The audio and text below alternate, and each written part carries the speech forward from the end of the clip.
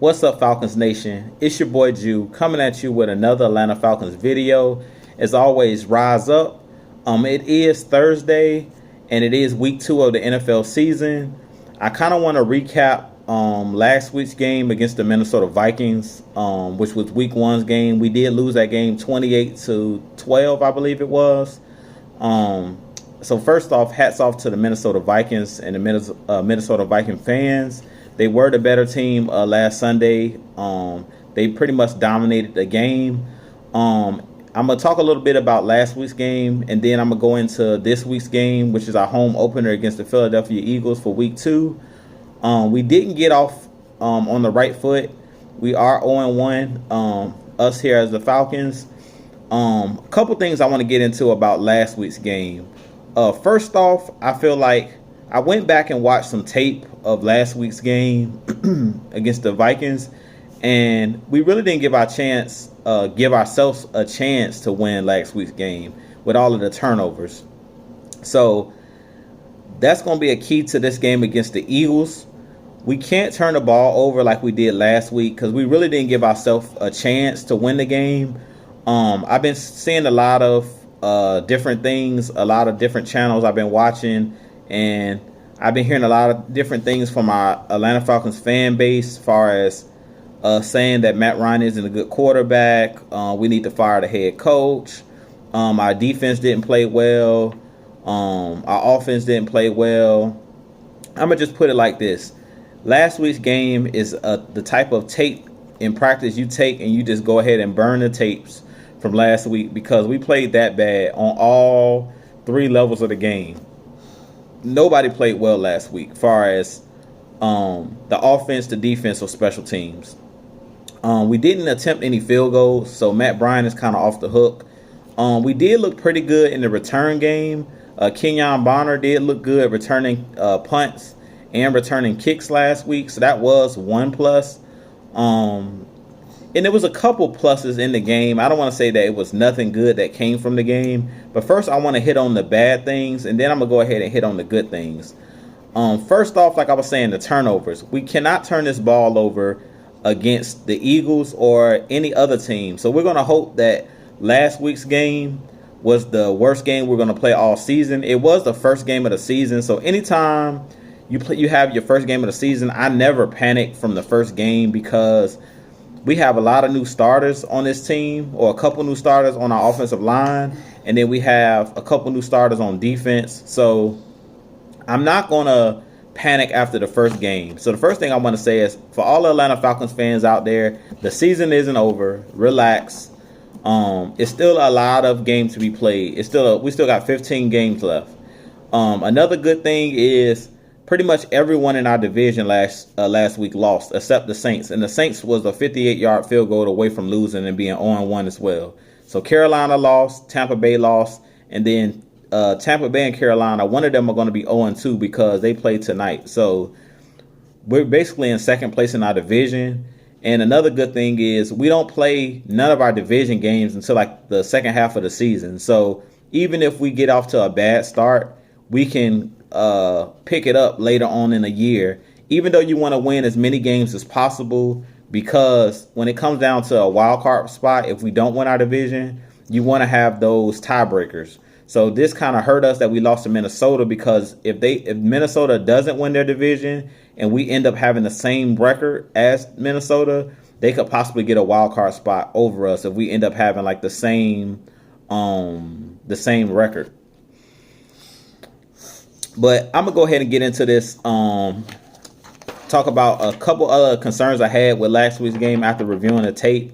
One thing I didn't like, it didn't look like we set the edge well. Takk McKinley didn't set the edge well. And as we know, we did switch our defense mainly from a 4-3 defense to a 3-4 defense, where now Takk McKinley and Vic Beasley are standing up instead of having their hands in the dirt. So it's going to take some time for them to get used to being the edge setters on both ends. Because with this 3-4 defense, you basically need, when the ball is being ran at you, basically when Dalvin Cook was running the ball and the backup for Dalvin Cook was running the ball, we weren't doing a good job. Takk McKinley wasn't doing a good job and Vic Beasley wasn't doing a good job of setting the edge. Whoever the the defensive end is, they have to set the edge and force the run back inside. Don't allow the running back to get to the outside. And they were getting to the outside a lot on those crackback runs and those stretch plays. Dalvin Cook and those toss plays, Dalvin Cook was getting to the outside too easily, which he was getting a lot of yardage because he was getting outside because that Takk McKinley and Vic Beasley were not cutting off the edge or setting the edge and forcing them back inside to the help defenders. So anytime a ball is being run to the outside, you always, as whoever that defensive end is, always wants to set the edge and keep that arm, the outside arm free, so that he could try to grab the running back and also force the running back to run back inside where his help is, to the defensive ends, to the teeth of the defense, the linebackers that's flowing, the safeties that's flowing down, and the defensive back that's flowing down and coming down for the tackle. Because it was one play in particular when I was looking on the Falcons, Atlanta Falcons homepage, DJ Shockley has he breaks down tape of our team, and it was one play where Dalvin Cook got down to like the 1 yard line, and he was talking about how the edge wasn't set. And basically being that the edge was not set, I think it was like Keanu Neal he was showing in the play. He didn't force Dalvin Cook back to the inside towards the teeth of the defense. So Dalvin Cook was able to get to the outside, which changed Rico Allen's the leverage that he had, or it changed the angle that he was coming at to make the tackle. Because basically he assumed that Keanu Neal would force the play back into the inside, where he would be able to flow down and make the tackle. But being that Keanu Neal didn't take the correct angle, it was a big gain, and it got down to like the 1 yard line, which basically it forced Ricardo Allen to change the angle in which he was coming to make the tackle, because he was running towards the inside, but the run eventually went outside, which caused a big gain. So basically what I'm trying to say, without ranting too much, is we need to do a better job, whoever's playing defensive end, of setting the edge and doing their job. Number 2, another thing that we need to focus on this week is executing. Dan Quinn was really ticked off last week because we didn't put out a good performance. And mainly the things that I saw in last week's game is, and what I want to see in this game against the Eagles is, we have to do a better job at doing your job. So whatever your job is, as much as I can't stand the Patriots, I'm like, the Patriots are like the team that I dislike the most. I don't want to say hate, but I dislike them the most.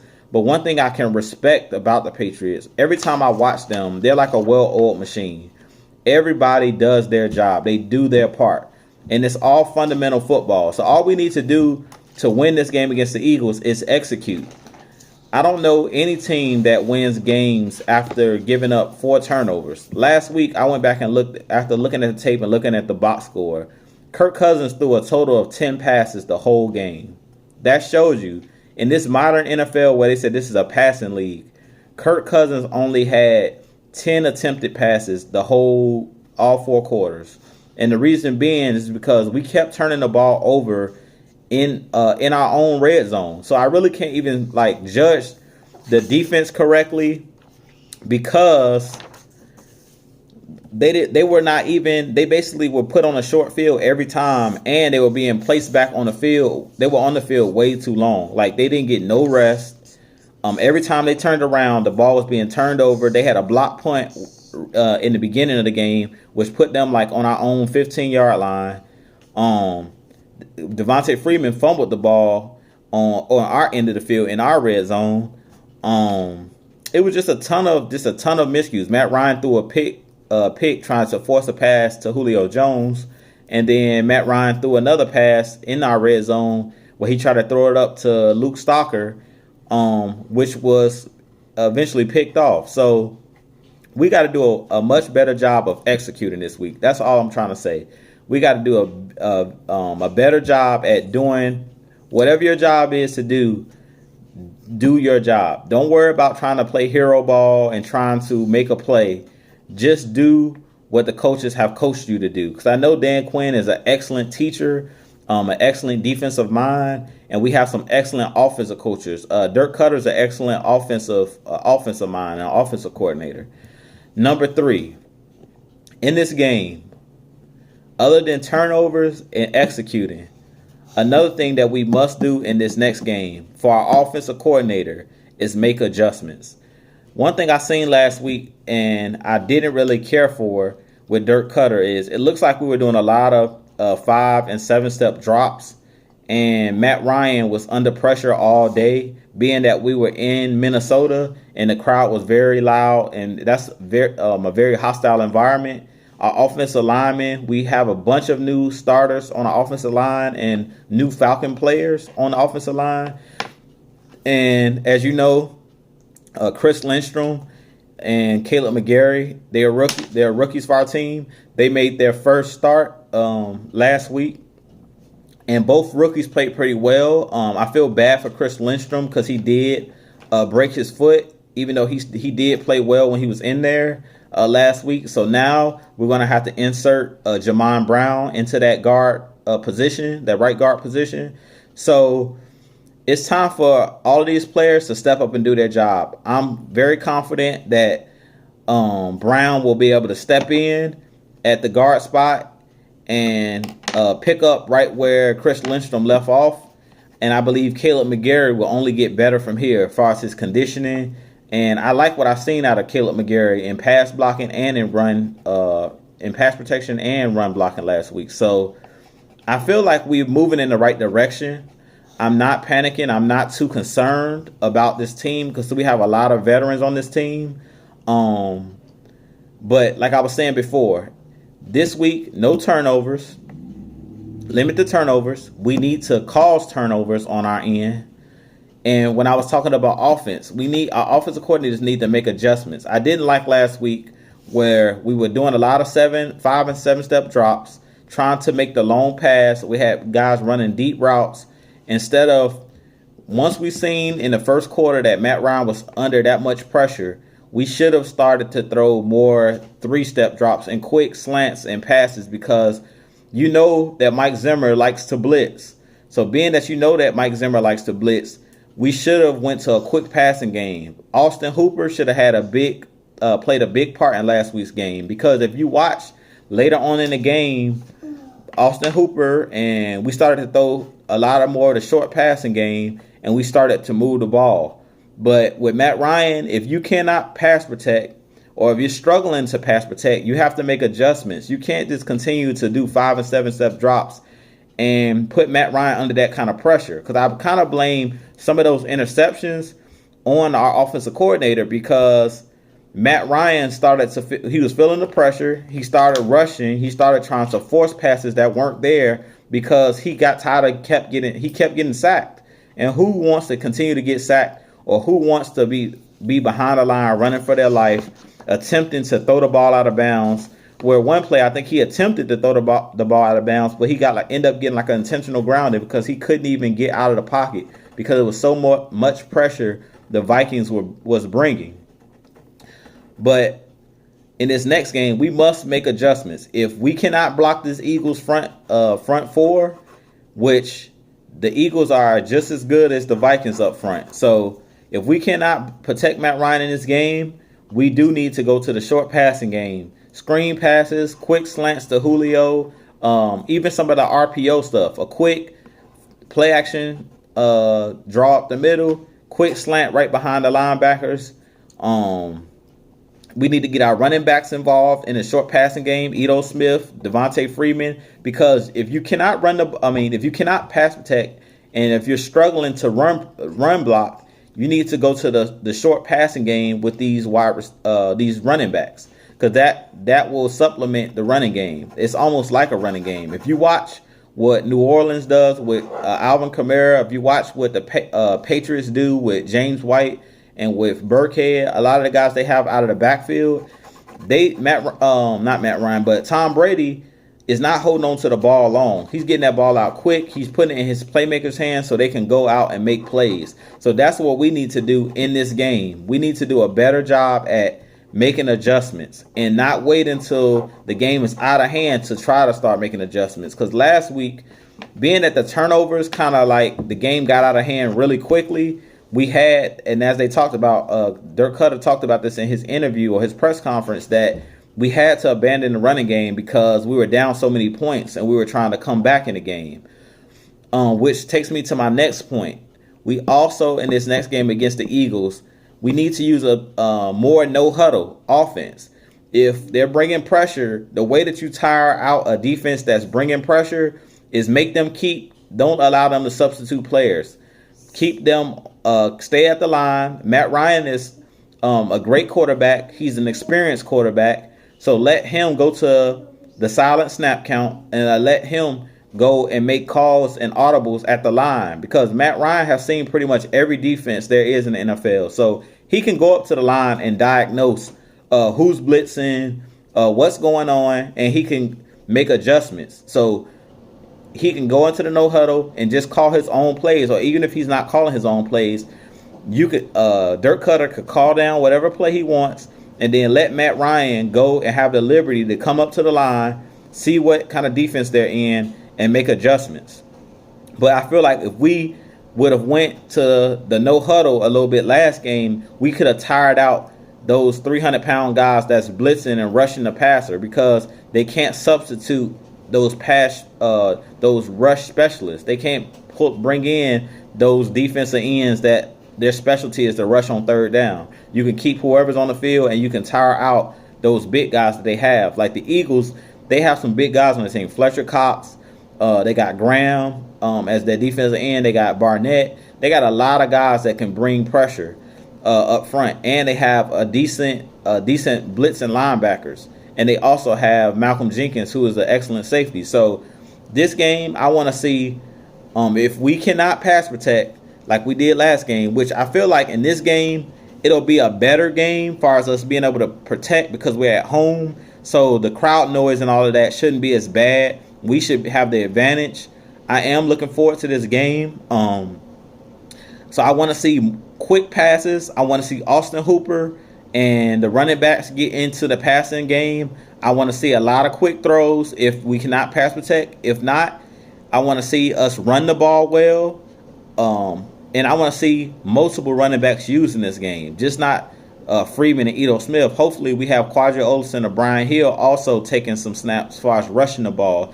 And I want us to use the play action, because if we can get the running game going, we can get the play action going. But we have to establish the running game before we'll be able to get the play action pass going. But we have to be physical in the trenches in this game. Defensive ends or defensive line and offensive line must come to play, because the Eagles are a very physical and big team. So we got to be fast and physical, as we always talk about. We have to protect the ball in this game, like Dan Quinn has talked about. And I believe the Falcons will come out, because I feel like a fire was set under their feet. Sunday, they were embarrassed. The Vikings basically embarrassed us. And we don't want to come on Sunday Night Football where everybody's watching and we get embarrassed in our home opener. So I'm going to need for us to come out, play fast and physical, execute, no stupid turnovers. If the pass is not there, Matt Ryan needs to take the sack, throw the ball out of bounds. We need to use our heads. I don't want to see no offsides penalties. I don't want to see no false start penalties. I want to see a clean game out of our Atlanta Falcons. And I know that we're capable of doing it. So we need to focus. This game is all about focus and mental toughness more than it's just about physical toughness. So we got to be smart from the neck up in all positions. No bad penalties. No dumb plays. Nobody trying to play hero ball. But everybody playing as a team. Everybody doing their job. And I feel like we will come out on top in this game. Now, another big thing that I want to talk about.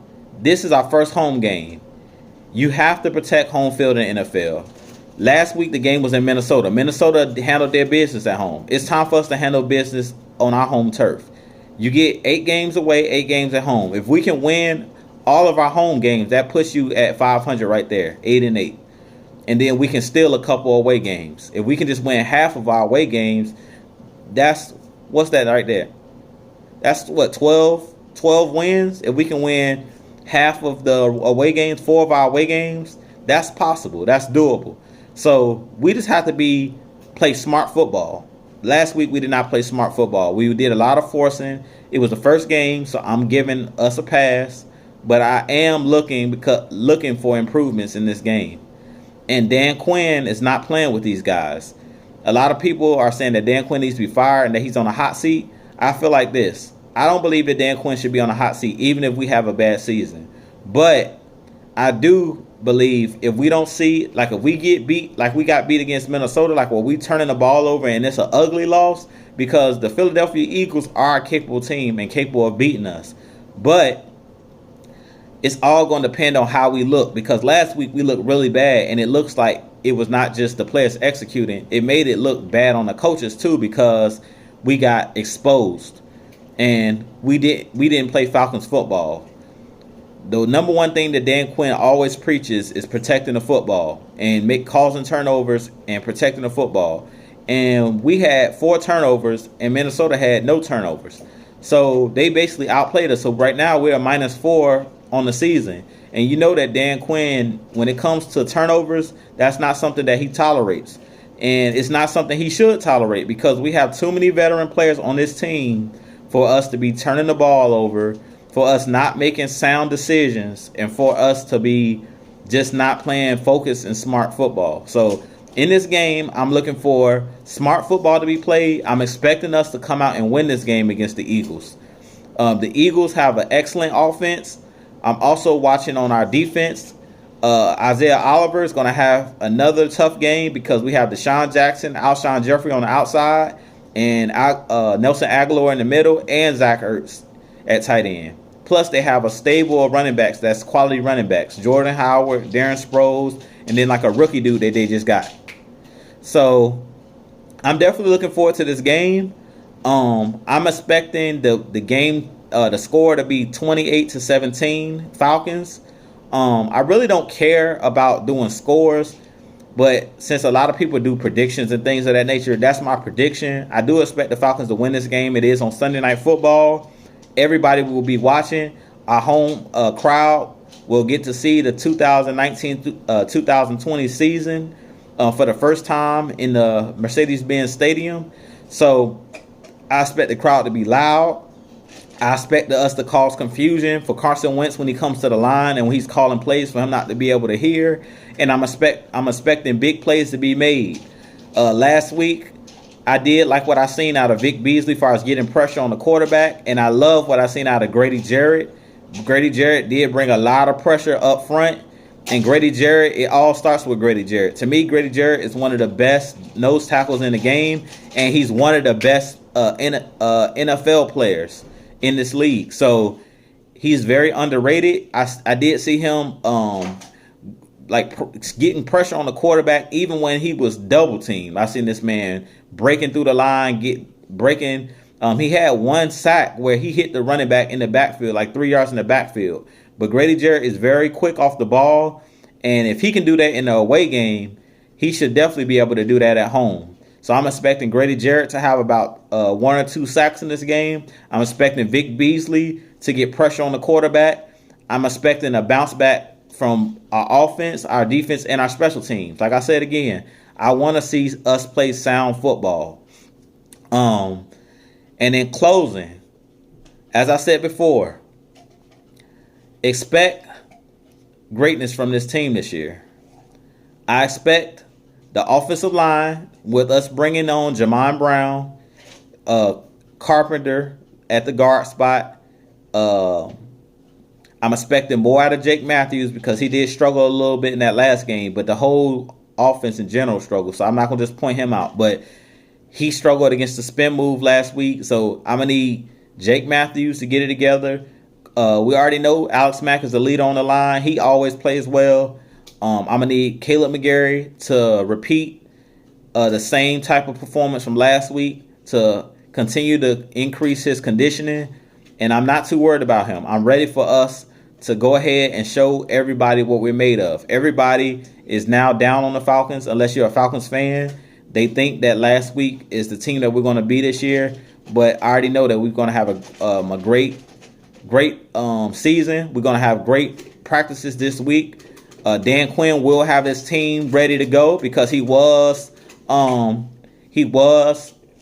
exposed last week. He was embarrassed last week, and I feel like this team with veterans, Ricardo Allen, he does not like to be embarrassed. Ricardo Allen, Deion Jones, Grady Jarrett, those are the captains of our defense, and they're very smart players. They're going to go back and watch the tape and see what errors was made. Like I said before, I'm looking for Isaiah Oliver to step his game up. This is his second game starting, and I'm going to give Isaiah Oliver at least till mid-season, at least 8 weeks to prove that he deserves that number 2 corner spot, because he does have competition, on that second at that second corner position. We did draft 2 young guys that in Kendall Sheffield and in Jordan Miller that can take his spot. So I'm looking for Isaiah Oliver. He is a first-year starter, so I'm going to give him some time. But I am looking for him to step his game up. He's a long corner, a tall corner with long arms like Dan Quinn likes, like how he had out in Seattle. So it's time for him to put up or shut up. Enough of the talking. Enough of Robert Alford is gone now. So it's his turn to go ahead and fill those shoes. It's time for him to step up to the plate. It's time for him to play with technique, play with confidence. He did get beat a couple times, but so what? As a cornerback, the number one trait that you need to have is to forget about the last play. Go play the next play. Continue to get better with every snap and be confident. Don't be afraid to get penalties. Play physical. Don't be afraid to get penalties. Because I seen, even with Vic Beasley last week, they talked about how he didn't want to sack the guy because he didn't want to get a penalty call. Play smart, but at the same time, don't slow down. Play your game. If the play is there to be made, make the play. Make the refs have to call the game. Play through the whistle. Don't be worried about, I didn't want to get a flag called or a penalty called, because sometimes when you stop, prime example, Tom Brady last year, the guy had him wrapped up in the AFC Championship game for the Chiefs, but he didn't tackle Tom Brady, and I believe Tom Brady either threw a touchdown or ran for a quarterback sneak because the guy let him go because he thought that Tom Brady had threw the ball. So play smart, but play physical. Don't be afraid to get a penalty. You're out there to play physical and play fast, and if you're out there doing too much thinking, you're not going to be able to play physical and you're not going to be able to play smart. So in closing, it's your boy Jew checking out. Please leave your comments below of score predictions, any questions you may have for me. Please like, share, subscribe. Tell all of your Falcons fans about my page. I follow a couple other guys' pages, Lieutenant Dan and Unintentional Grounded. He's a great Falcons YouTuber. Pound for Pound with Toby D and J.R. Clark. They do an excellent job of breaking down the games as well. And then Mad Mike Sports, he does a great job as well. Those are all family Falcons YouTubers, and we're all a part of one family. As always, the brotherhood, rise up, Falcons Nations, Falcons forever. I'm looking for big things this Sunday night. I will be doing another video right after the Falcons game. Last week, I was on Facebook doing the actual post-game show. This week, I think I'm going to do it here. I'm going to do another video right after the game to tell y'all what I didn't like about the game, what I did like about the game. I'm expecting us to be 1-1 at the end of this week. And I'm expecting great things from the team. Like I say, play fast, play physical, play smart. I know Dan Quinn's going to have our guys ready. They're going to be ticked off. So I hope the Eagles are ready to play, because they're going to be coming into a buzzsaw. We're going to be ready to play. As always, rise up, Falcons Nation. Peace and love. I'm out.